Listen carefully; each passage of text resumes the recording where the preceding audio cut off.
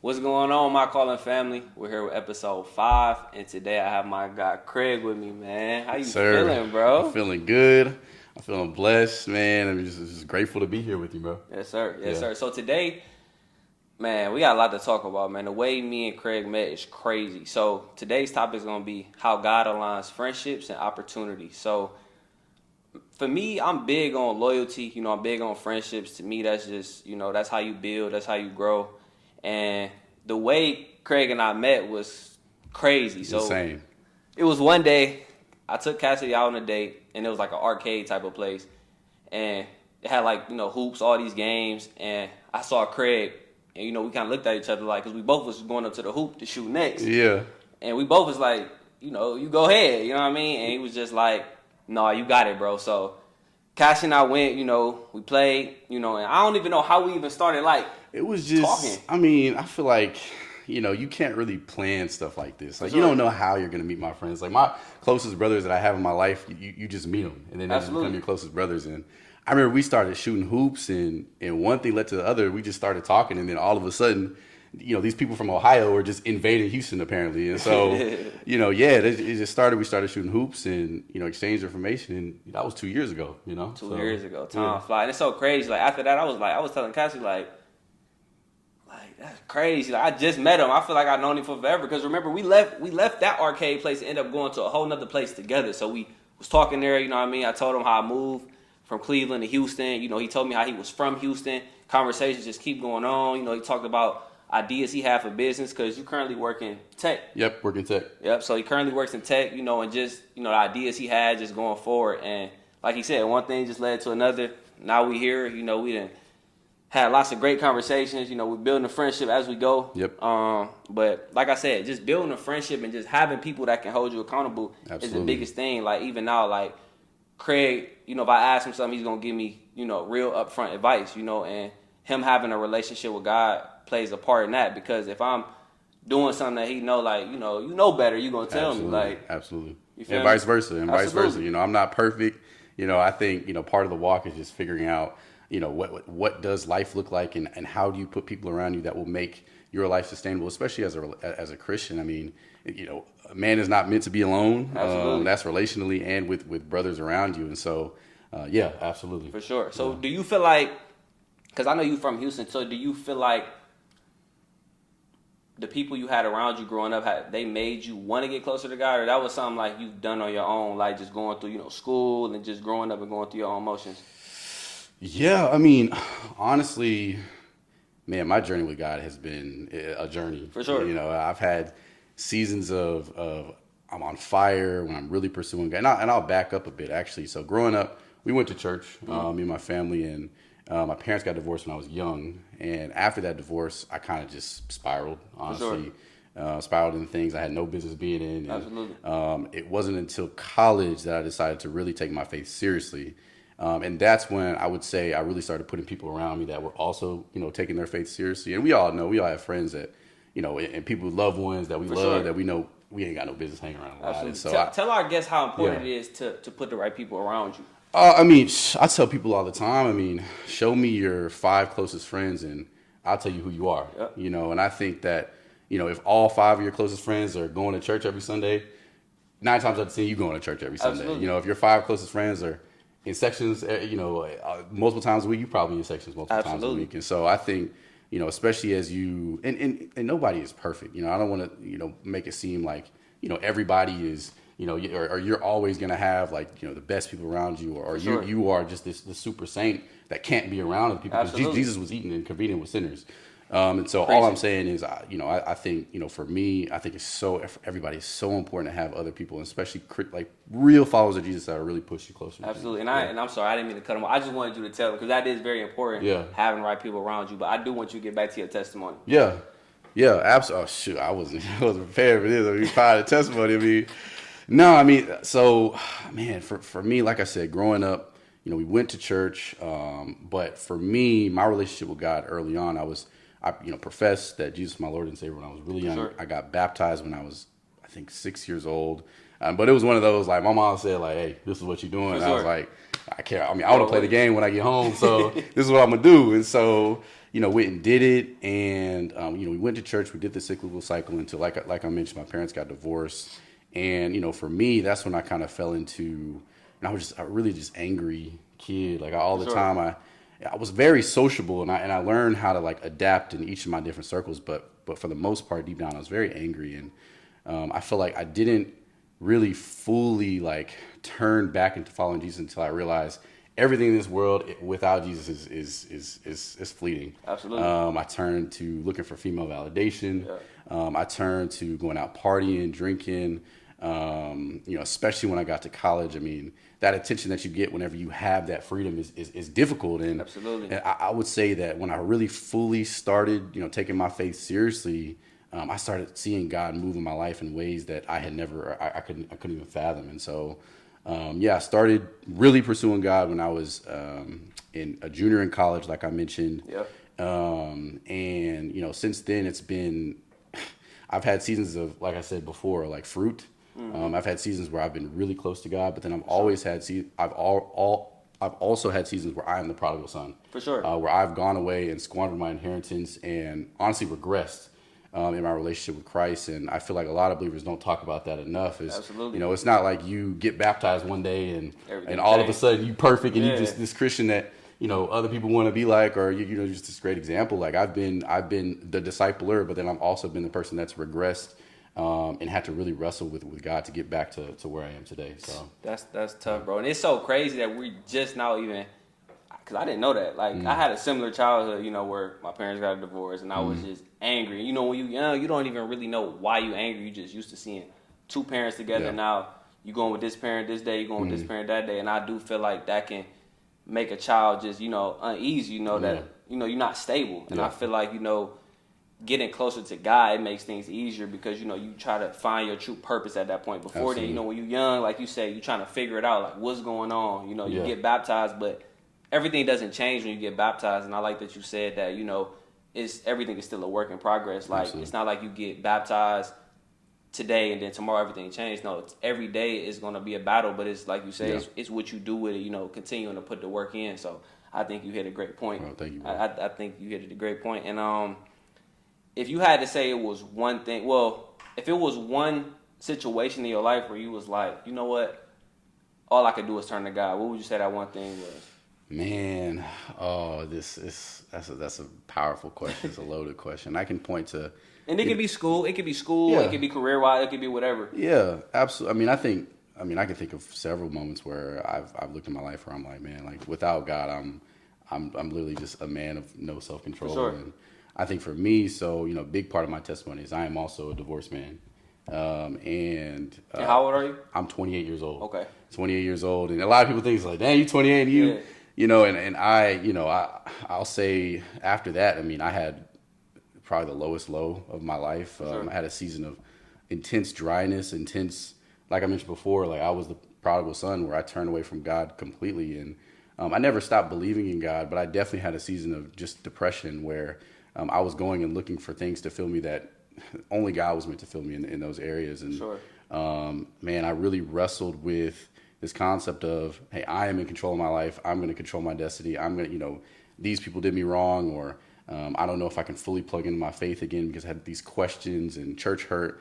But it wasn't until I got to the point where I realized without God, I have tasted and seen the world. Without God, I am going to die. For sure. And once I got that sense of urgency, I feel like in college when I decided to take my faith seriously, it was more, I feel like that was the right thing to do. Absolutely. But it took me getting to the place where, and also I want to say, like, I think a lot of people fall into, when you first get that fire for God, it's like, all right, I want to look like a Christian. I want to be this perfect person. It's like I said, you get baptized and now it's just, I need to be perfect. But the reality is we're not perfect. We're not. Aside from Jesus. And so it took me getting to the point where I realized without my faith, without really truly following God, I'm going to die. And until I got that urgency, I feel like I didn't really start really taking my faith seriously with the sense of urgency that it needs to come with it.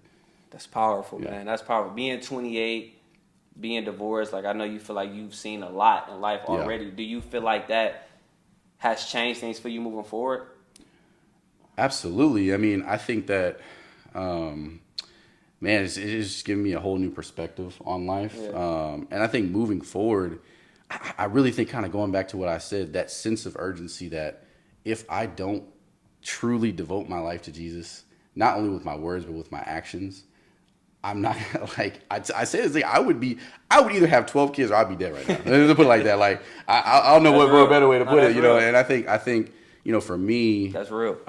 Yeah, no, I just need Jesus. I feel like I've come to that point conclusion. That's tough, man. And I feel like you said, just needing Jesus, because you know it's easy, you know, to say we need Jesus, but it's really about the action, because nowadays, you know, which I'm glad, you know, the younger generation, some people feel like it's cool now to believe in God, but this is something we could have been done. But that's why I say it's important to have the right people around you, because absolutely, if you are telling me, okay, you need to pray, did you pray today? You know, like, you know, if I'm telling you there's something going on, you can give me advice like, you know, pray, or, you know, separate yourself from this, because it's easy to fall into sin, you know, and we're not perfect, and especially like being men, like I say, it's always, you know, uphill battle, you know. We want to be perfect, you know, it's all these things that we want to do, but I don't think people understand that it's important to continue to seek God, because every day is not going to be easy. Like you said, we're not perfect. Yeah. And, you know, it's just always just keeping God first and just going for it. So yeah, I know you're in tech right now. Hey, wait, real quick before just on that point, I think, like, you know, making it about us is big too. I mean, when you talk about like every day is hard, and really truly choosing to choose God is hard, but you know, we're human at the end of the day. Absolutely. And I love the example that we have. So I'm doing this Bible in a year thing where I'm going through the Old Testament and doing the New Testament. Okay. And man, that Old Testament, it's tough to read about the tabernacle and get through all this. It's tough. Still not understanding. It's tough. But I would say rereading that for me is truly been a blessing, just to see the humanity of some of the old kings. For sure. You know, you look at Abraham's life, Isaac's life, Joseph, Moses, like all these guys were human, but God still used them in powerful ways. And I say that to say, you know, Moses like wouldn't kill somebody before he became Moses. For sure. Moses didn't get that call at the burning bush to go and lead the Israelites out of Egypt until he was 80. And, you know, similarly, stay ready. Exactly. But I think it speaks to the humanity of these people all. I keep saying that word humanity, like they dealt with, like it was hard for them too. Absolutely. Even though they're in the Bible and their testimonies impact us today, thousands of years later, I think it's really important to touch on, like, hey, being a Christian doesn't mean you become a Christian and you're perfect all of a sudden. For sure. Being a Christian, it just accepts the fact that without Jesus, without the testimony of Jesus, like we're going to fall. We're going to die. That's good. Yeah, I just wanted to touch on that real quick. That's good. Yeah. So how do you, because I know a lot of us, like, how do you stick with the word when you're having challenges with understanding or even applying it to your life? How do you stick with it to see it through? Because it can be hard to, you know, understand it and even apply it. So how do you stick with it through those seasons? Yeah, I think so. I think the answer to this question is getting the word every day and being disciplined. I'm not a very disciplined person by myself. Sure. I'm just going to go ahead and say that like that. Discipline, that's tough. But I would say that for me, what has helped me sustain waking up, getting in the word, is having brothers around me who are also doing the same thing. Absolutely. Discipleship is something that I truly believe will change your life. And we see examples of it in the Bible. We see, you know, the Great Commission is go out and make disciples of all nations. Absolutely. You know, nations, and baptizing them in the name of the Father, the Son, and the Holy Spirit. And so I think that it's really, really important to have other people that aren't, like, yes, you're doing life with, but that you're intentionally showing your victories to, showing your weaknesses to, and then also being vulnerable with, hey, man, it's been hard for me to spend time with God recently, getting my word. And so, you know, for me, my discipleship relationships have looked like, hey, we're going to hold each other accountable to making sure we're in our word. And I've read this. And it's not like a checks and balances thing, but it's more like, hey, it's just like, I say this is something that I want to do. Can you help hold me accountable to this? And I invite and vice versa. Yeah, for sure. Yeah, that's tough, man. Yeah. That's a great gem. Yeah. So I would say this, because I know everybody finds themselves in a dry season. You know, when you probably down. You know, thinking you should be in one place and you're not. So what's some advice that you would give to our audience about what to do in a dry season, whether that's maybe you lost a job, maybe that's, you know, lost a close friend or a close one? Like what's some advice you can give them? I mean, I give myself advice with this. I mean, this is hard. I mean, I think, you know, nobody's perfect. I don't want to sit here on a high horse or anything. I mean, I think that dry seasons are going to come in your life. For sure. I think the acceptance that your life is not going to be perfect. Your life is going to be hard. And especially if you're a Christian, like the word talks about how we're going to be persecuted. Absolutely. And, I just really look and I love the example that we have in Jesus Christ in the Bible, and how he even had things that he had to deal with that were hard and difficult. sure. Going and facing people and flipping chairs in churches, and specifically like when he was before he went to go die on the cross and ultimately be resurrected, he wrestled with God. For sure. He said, God, can you let this cup pass before me? I don't want to do this. And I think that also speaks to, the fact that there will be things that we go through in life that will be difficult and that we won't want to do. And I think the example right there that we have in Jesus, that he went and he wrestled with God. For sure. He went and he contended with God, and ultimately he decided to follow Christ in that. And I think that when you're going through something, especially in a season of dryness, it's really, really important to wrestle with God. I Absolutely.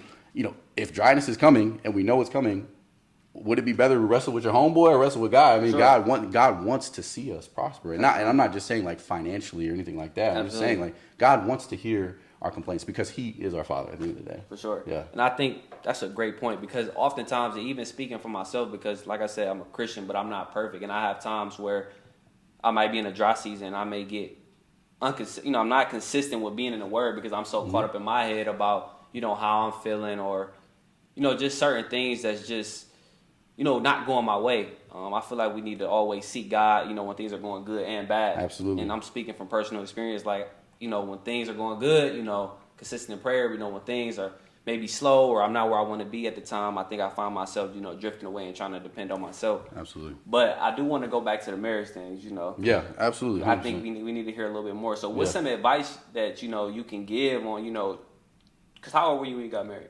I was 24. 24? Yeah. Okay. So what's some advice you can give to someone that's maybe 24, 23, and that's interested in getting married? What's some advice that you would give them going into marriage?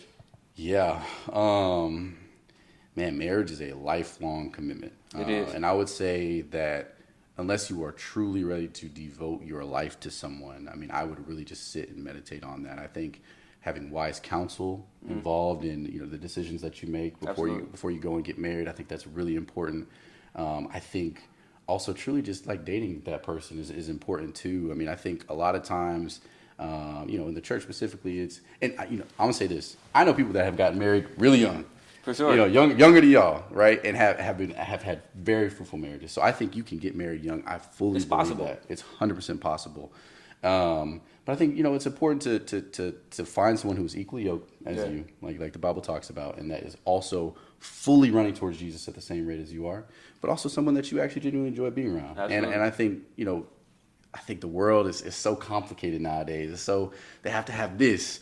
He has to do this. She has to do this. You know what I'm saying? For sure. And I think we make it more complicated than it needs to be. But I think at the end of the day, if you have those two things, you guys are running towards Christ, and you actually enjoy being around each other. You guys are actually enjoying each other's presence. I think those are really important. Absolutely. Yeah. I think you hit a good point. Definitely being equally yoked. But I would say too that, because I want to give some advice to a young couple, even if there's someone that you're interested in, you see a future with, even if they're not equally yoked, I feel like if there's one person that's truly seeking God, you can always get somebody on the right path. Now, if they don't want to, that's another story. But I feel like if there's somebody that's interested and that wants to, it's important to have that one person, at least one person that is seeking God consistently, that can help you get on the right path. Because I knew God. I had a relationship with God my whole life, but I was telling somebody the other day, like in college, when I was, transitioning from playing basketball to be an entrepreneur, whatever the case was, as I was with Cassidy a lot, I saw her getting closer to God, and it made me want to get closer to God. You know what I mean? Absolutely. So we weren't always equally yoked. We had the same goals, but she was getting closer to God before me, so that made me like, you know what?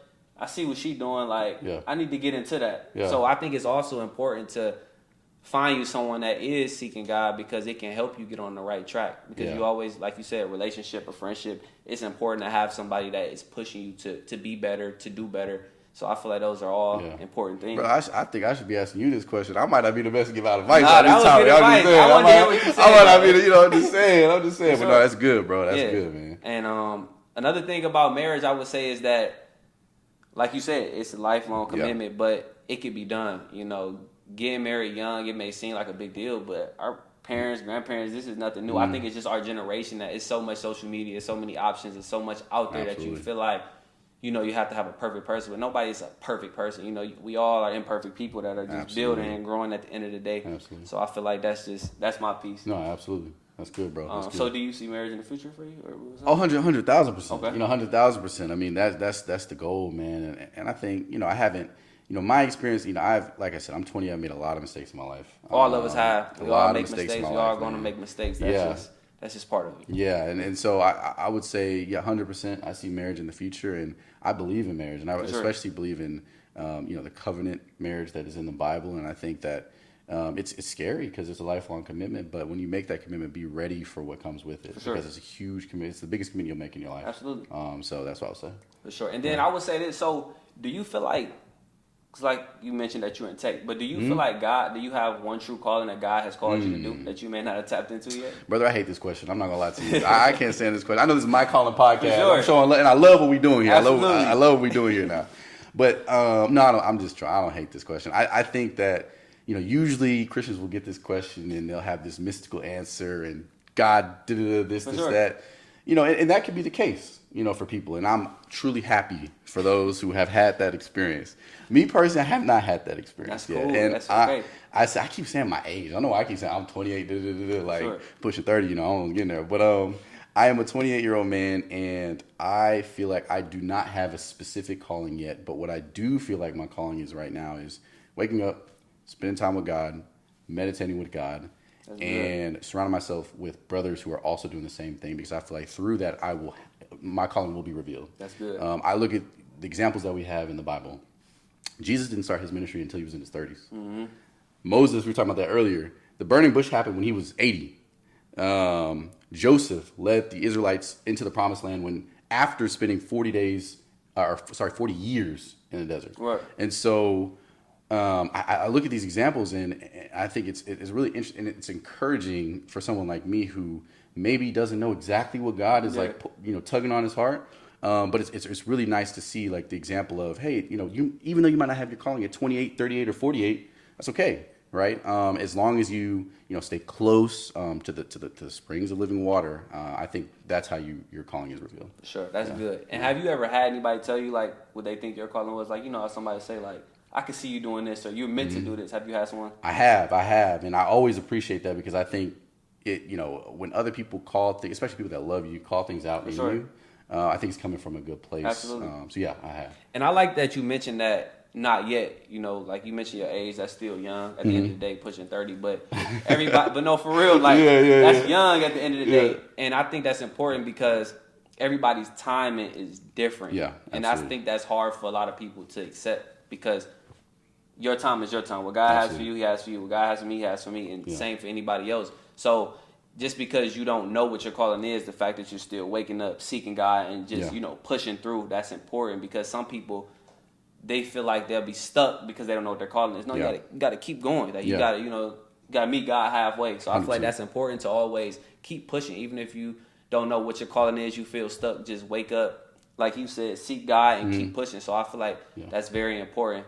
Yeah. And can I ask you a question? Yeah, for sure. So I'm big fan of the My Calling podcast. I've seen other episodes, where you talk about your calling specifically. For sure. So I think you hit the mic there. But how did God reveal your calling to you?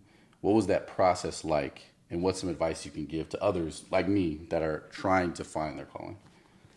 That's a good question. Oh, my bad. I like that though, but that's gonna make me think. But man, God had.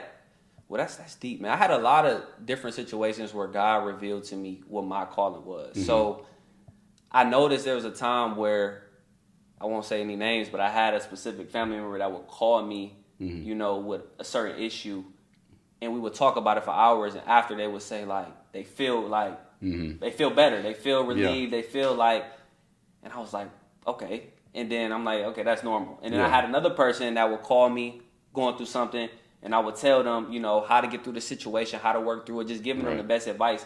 But it was like things that I could have, I was like, things I was telling them I could have took for myself, but I feel like it was God just giving me these words to give to them. Like, it was just flowing. Like, it was literally just coming from the heart. Like, I feel like God was telling me to share this with them, and it would just be like, it keeps happening. Like, So I think once that started happening, I started asking myself, like, okay, am I supposed to be, like, talking to people now? Because it feels so natural. And I feel like that's another thing. When something just happens so organically and natural, that's when you know that. Come on, bro. That's what you're supposed to be doing. Yeah. It shouldn't really feel forced.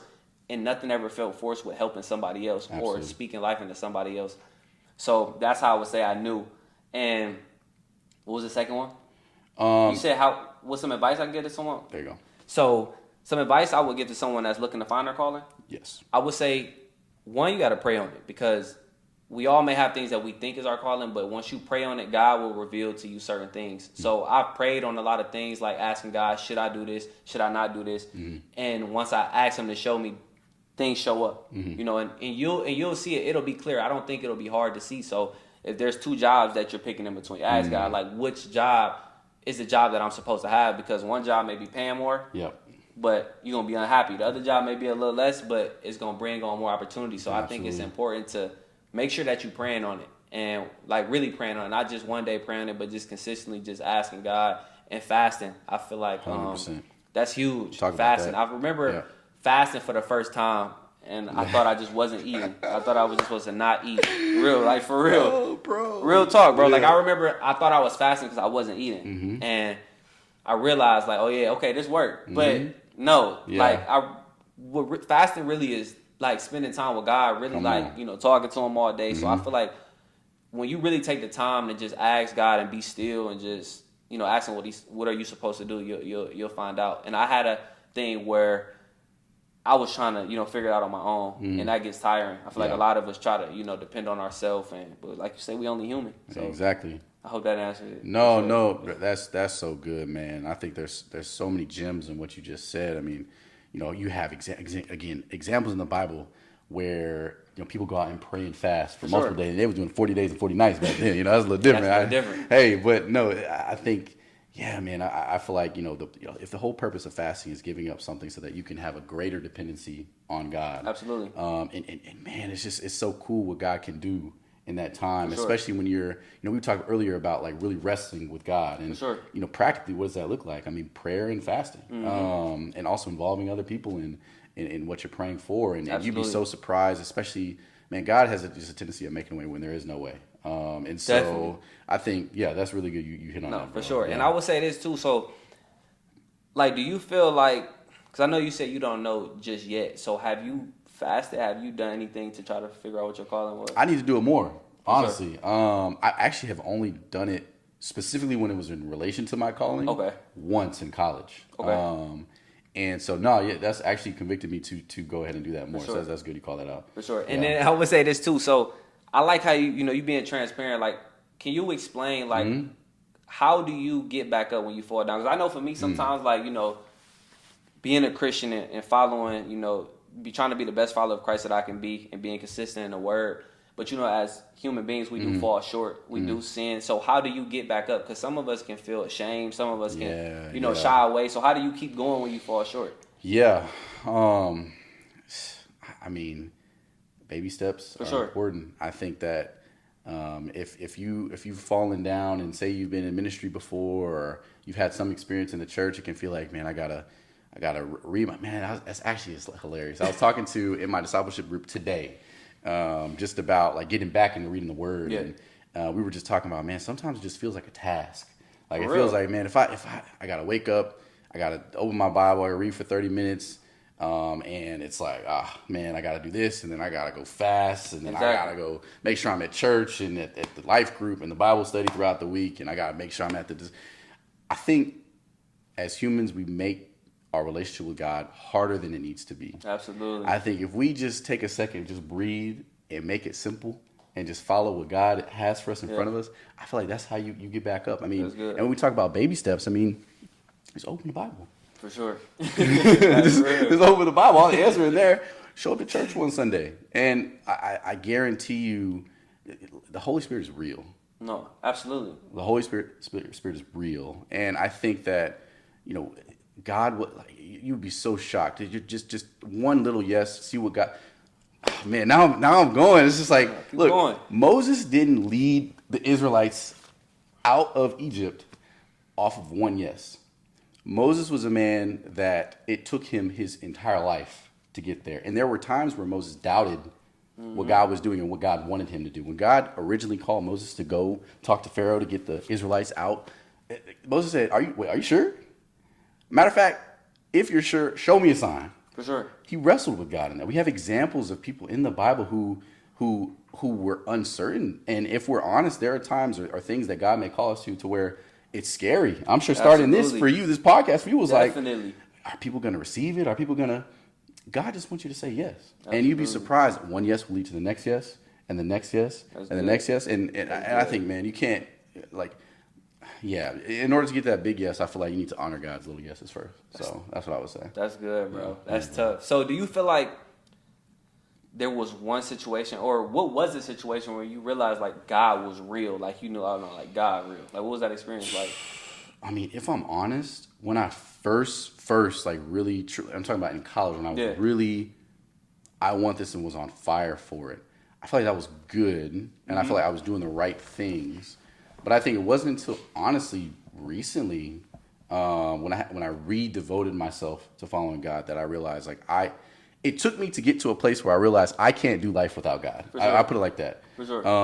And I can't think of a specific moment, but I would say the difference between whenever I first started following God and now is I kind of talked about this before, a sense of urgency. Yeah. And whenever I first started, I think that I equated, because I grew up in the church, and I think a lot of people could probably relate to this that grew up in the church. Yeah. I equated going to church equals good. To be a good person, I need to go to church. People think that. If I don't show up on Sunday, equals bad. Yeah. Right? We put it in math equations, right? Sure. And so that formula is dangerous because you can find yourself trapped in this place where, okay, I'm going to church, I'm a good person, equals I'm doing what I need to do, but it's so much bigger than that. It's about a relationship with God, and until you really find yourself desperately needing that relationship with God, then I think you'll have missed the point. And I think, I think Scripture even talks about, God even saying, until you seek me with your whole heart, that's when you're going to find me. Absolutely. I draw near to those who draw near to me. The only way to the Father is through me. Jesus talking about this. And so I think that all that speaks to the importance of a relationship with Christ. And I think showing up into a building with walls and standing there for an hour and a half and then going home and thinking like, oh, I'm good. Yeah. I feel like that's the wrong mindset I think I had before too. Yeah. That's tough. Yeah. That's tough. And like you said, just having that mindset, because I feel like that sometimes. That's crazy that you say that. Like I feel like if I don't go to church, that it's just like equals bad. And I think it's very important to still go to church, but make sure that you have that relationship, because some people think that not going to church is bad. Oh, 100%. And some people think that, I don't have to go to church because I have a relationship with God. But you can still, you still should go to church. Yeah. But it's very important to make sure that you have that relationship with God, because, like you said, that's the only person you can lean on. Yeah, and I want to even repent right now. If anybody think I'm saying don't go to church, that's not what I'm saying. 100%, that's not my heart. I think that going to church is important. And for sure. I understand what you're saying. 100%. Like you need to be in community, right? Sure. But I think just going and being in the walls, thinking that that's all I need to do is wrong. Yeah. For sure. Yeah. So do you feel like your faith has pushed you to start your new journey with picking up the camera? Like, do you feel like, because were you second guessing that, or like how was that process? Honestly, I think they kind of coincide, but not really. I think I just always had a passion for not even just photography in general. I just like taking cool pictures, to be honest. And I think from there, so Chaz is kind of hitting on this. So I mainly work in tech. I'm a consultant, and then on the side, I also am a photographer. And photography was just a passion of mine that I had. Okay. Picked up a camera. I started with, and way back in the day, I had photography classes. So that's I think where it started. What sparked it? I think that's what sparked it. But picked up the camera, did a photo shoot for my family, and posted them online. And so I was like, well, hey, I like that. Can you do it for me too? Yeah. And it just kind of developed into what it is today. And I would say I definitely enjoy doing it, but I think that's more of a passion hobby that I have, rather than like that's my calling. You know what I'm saying? Okay. Mm-hmm. So what's some advice that you would give to our audience? So if there's someone listening that's have a passion to do something, but they're second guessing themselves, they're scared or nervous, like what's something that you would tell them? I would say pray about it first, actually, because I think that we live in a world where it's cool to have passion projects and like different businesses and different just a million things going on. And I think that in an information era and in an era where every app, everything is fighting for our time, it's very easy to get consumed in having 7 different businesses, you know. And I'm not saying having 7 businesses is bad necessarily, but I think that, man, I forgot the book I was reading. I think it was called Battle Cry. But one of the chapters in there was talking about having I forget what they're called, but it's basically like side missions, where they take up so much of your time. And if you really like pray about, you know, the things that you're passionate about, I think it's important to just remember, you know, in life we're called to follow Jesus, love our neighbor, go create disciples. If you're married, honor, you know, your spouse. And if your passion project or side business is taking away from the time you can give to your family and love on your family, or really, hey, I'm so busy with my 7 businesses, I don't have time to show up to church. That's tough. Or I don't have time to join any discipleship relationships. I think you've missed it, because at the end of the day, like we talk about, like it's easier for it's easier to find a needle in a haystack than for a rich man to enter the gates of heaven. And so I think really putting things in perspective and asking yourself, is this something that God is calling me to, or is this just like passion thing? You know, I mean, I'm a single man, so I got a little bit of time, but you know, maybe different for some. I think praying about it is really important. That's tough. It's so crazy that you say that, bro, because I feel like, I think I was talking to Cassidy about, like, before I even started the podcast, and how I came up with the name. I don't even know if I ever talked about how I came up with the name, but when I was telling her, because she was asking me, like, you know, do you want to sell furniture long term? Do you, like, you know, where do you want to go with this? And I felt like me selling furniture was just, you know, something I just picked up, you know. Yeah. You know, it's a business, of course, but I was really trying to find my calling. That's important that you say to pray on it. And that's why I call this my calling, because I know I'm supposed to be speaking out. Come on. And when you're doing something that is your calling, it's not taken away from the things you need to be doing, because that's what you're supposed to be doing, 100%. If that makes sense. So I think it's important, like you said, to pray on it, because once you find what you're supposed to be doing, it's going to be so simple. You know what I mean? It's the money's going to come. Everything is going to, you know, and I think nowadays everybody thinks it's all about the money, but once you're doing what your calling is, the money's going to come. 100%. So I think that's important too. Like, if, you know, somebody listening that's trying to get into their calling, you know, just trust the process, because everything is going to fall into place. And speaking from personal experience, you know, I was second guessing myself, you know, even starting this podcast, but like you say, one simple yes can lead to more yeses. You know, we have a lot of, you know, people that want to come on to the podcast, which is a blessing. So, you know, one thing is leading to another. So that's just a part of just stepping into your calling and trusting God, because God will show you, but you gotta, you know, you gotta still meet him halfway. 100%. So yeah. So one last thing. So if you had to say, how do I want to put this?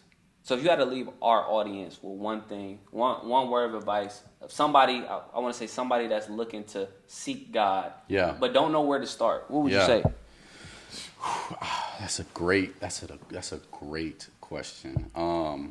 Thinking about, so one of my favorite verses in the Bible is Psalm 23. It's a very popular verse, and you know, basically the gist of it is, the Lord is my shepherd, I will not worry. I'm going to read it, actually. I don't want to misquote the word of God.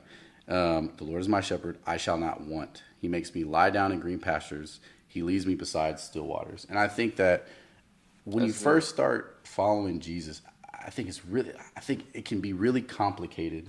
We kind of talked about before, let's keep it simple.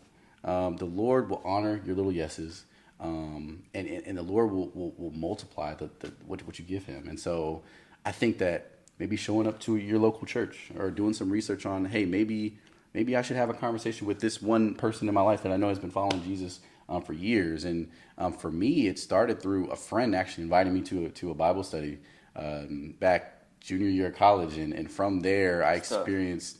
And I think when I first plugged in, it's funny, this church, I was a little nervous at the time, or I was like a little thrown off, like, especially by worship, like the concept of worship was weird. It's like, oh, people are like really singing in this joint and raising their hands and getting into it. And it was very weird at the time for me, but it was something in my heart that was like, man, like these people are really truly, really truly praising God, and really truly not concerned about themselves. Like, you know, their heart is almost to serve other people. And it was something about that really drew me to the love of Christ. And so I would say, you know, make it simple. And, you know, I feel like any field of study, like when you go to college and and learn, like you have to start somewhere. Absolutely. You know, and even if, you know, take it in perspective, like we had to start somewhere from way back when. And so I think that, you know, the little yeses will lead to the big yes. And I would say if you're feeling any anxiety or doubt or maybe even nervousness to just maybe the first yes, be affirmed that that's okay. That's normal. I think everybody, every Christian ever has had some form of anxiety when it All comes of to us. It's normal. to starting their walk with Jesus. And I think it's unfair to look at these very prominent pastors and think like, oh, as one weekend I need to look like that. Like that person has probably been following Jesus for years. And that person also probably had seasons of dryness and seasons of fruit, like we talked about before, that you just may not know about. And so, yeah, that's all I would say. That's tough. Yeah. That's tough. Man, I don't even know what to say. Yeah, I don't even know what to say. But no, that was great. And I would say, just to piggyback off of that, because you covered mostly everything, I would say to just start. Yeah. Simple as that. Just start. I feel like with anything, you have to just start. You know, you can't get anywhere unless you start. So just seek God, like you said. Just be calm. You know, pray about it. And just be by yourself. It's okay to just take a minute to just be by yourself. I like you said, there's a lot of social media. There's a lot of things going on in the outside world that can cloud your mind. So just be still and just ask God to show you. You know, every prayer, you know, some prayers can be short. Just God help me. You know, you can just say that out loud. So that's what we want to leave you with today. But I want to thank Craig again for coming on with us, man. Thanks for having me, man. Peace out. God bless everybody. God bless y'all.